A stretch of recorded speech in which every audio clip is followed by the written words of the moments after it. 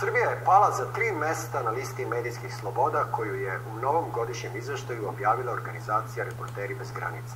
Sada je na 93. mestu u grupi problematičnih zemalja od ukupno 180 rangiranih država.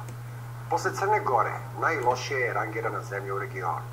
Uz ocenu da je u Srbiji stanje zabrinjavajuće, u izveštaju se konstatuje da je posle 8-godišnje vladavine Srpske napredne stranke Srbija postala zemlja u kojoj je često opasno biti novinar i u kojoj lažne vesti alarmantnom brzinom postaju sve vidljivije i popularnije.